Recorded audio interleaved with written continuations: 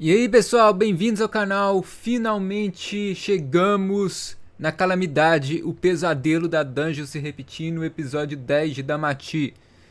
Foi uma boa adaptação, eu gostei. Alguns provavelmente acharam meio parado num determinado momento porque o anime entra naquele modo de explicação.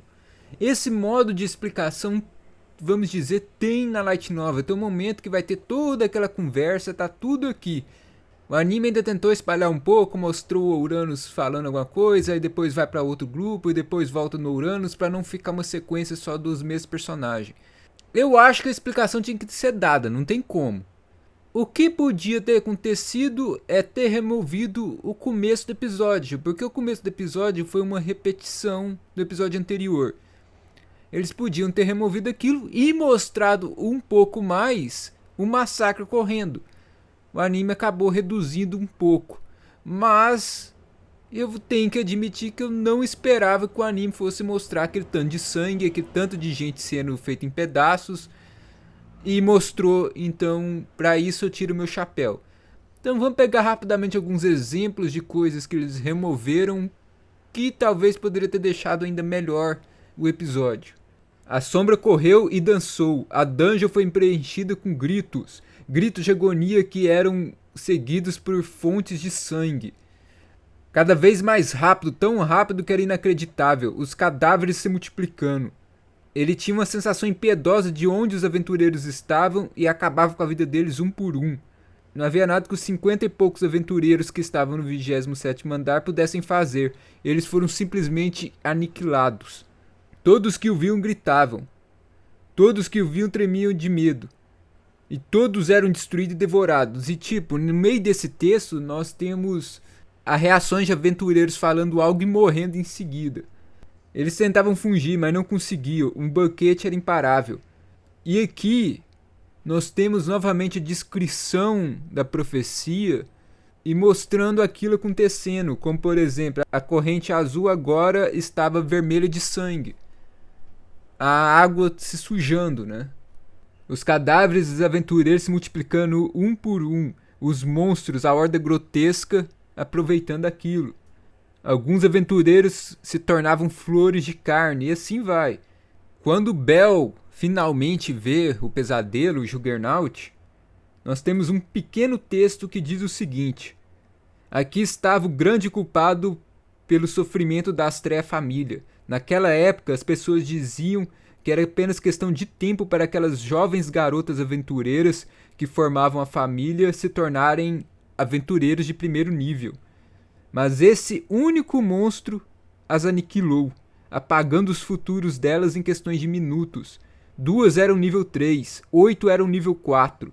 O monstro sem nome acabou com todas as 10 dessas aventureiras de segundo nível. Embora os registros da guilda não mencionavam o nome da besta, o Uranus deu um nome a ela, Juggernaut, o Destruidor. Agora uma mudança mais drástica, você pode chamar isso de mudança drástica, quando o Bel está enfrentando o Juggernaut, ele dá o Firebolt que reflete, porque o Juggernaut ele reflete todas as magias que atingem ele, não é nem um pouco roubado. E no anime, assim que ele é atingido pelo Firebolt, a armadura dele foi vaporizada. Isso não acontece na Light Novel. Depois que o Bel perde o braço, ele é novamente atacado pelo Juggernaut e ele tenta se proteger com a armadura dele.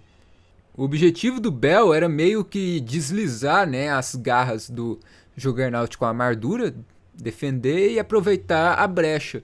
Mas as garras do Juggernaut eram tão poderosas que a armadura foi rasgada que nem papel. Aquela armadura que deveria ser extremamente resistente. Toda esperança desapareceu do coração dele enquanto ele viu os fragmentos de prata voarem na frente de seus olhos. Seja pela dor extrema ou pelo medo, o Bel percebeu algo no meio de seu sangue e lágrimas. O motivo das defesas daquele monstro serem tão baixas é porque ele não precisava de defesa. Com sua força magnífica, garras capazes de destruir tudo, uma habilidade incomparável de conseguir matar, por que ele precisaria se defender da presa que ele mataria em um único segundo? Todo o motivo dele ser especializado no ataque era para esmagar seus inimigos. O monstro diante dos olhos dele era a encarnação da catástrofe, o apóstolo da morte liberado pela dungeon.